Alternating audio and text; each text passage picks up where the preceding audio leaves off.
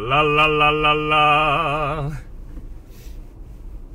Meunier, tu dors.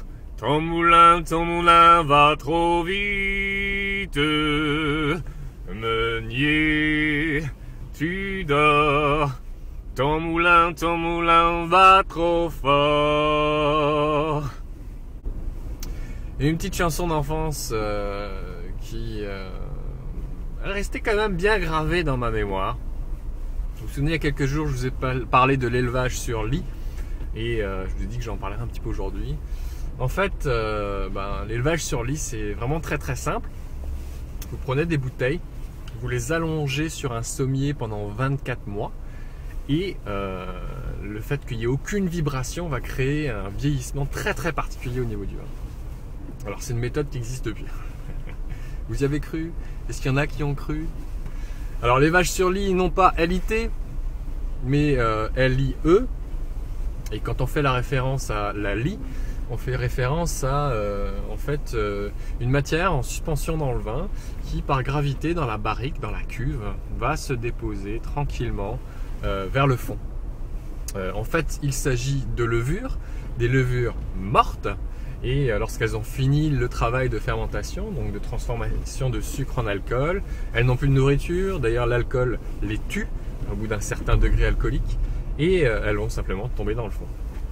Alors, généralement, on retire ces lits et on procède à un élevage prolongé de plusieurs mois en barrique.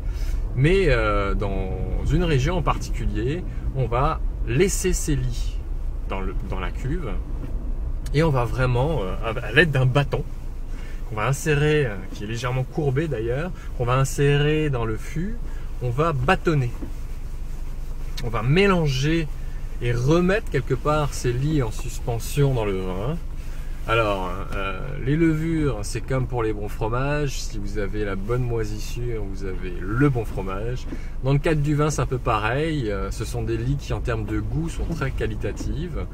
Donc, vont donner une note un petit peu fermentaire au vin, mais riche aussi, qui est très très agréable. Souvent, c'est un mode de vinification qui va être accompagné d'un petit peu de gaz carbonique. On parle de perlant, ça donne une petite fraîcheur très très agréable sur la langue. Et la région spécialiste pour ça, c'est la Loire avec les muscadets. Les muscadets, vous connaissez bien, j'en ai présenté un cette semaine à la cuvée Excellence de la Haute-Févrie. Donc muscadet sur lit, où on retrouve ce travail de bâtonnage qui donne cette particularité justement au vin. C'est une pratique qu'on va revoir également dans d'autres régions, la Bourgogne, dans le Mâconnais, on procède souvent à du bâtonnage, encore une fois pour avoir des vins qui ont un peu plus de goût et ça donne vraiment un style toujours assez intéressant. Donc je vous invite à découvrir 3 muscadets sur lit que j'ai sélectionné pour vous et dont les codes vont défiler dans un instant. Et je vais essayer de ne pas m'endormir. Voilà. Ton moulin va trop vite, ton moulin va trop fort, ton moulin va trop vite, ton moulin va trop fort. Meunier, tu dors, ton moulin va trop vite.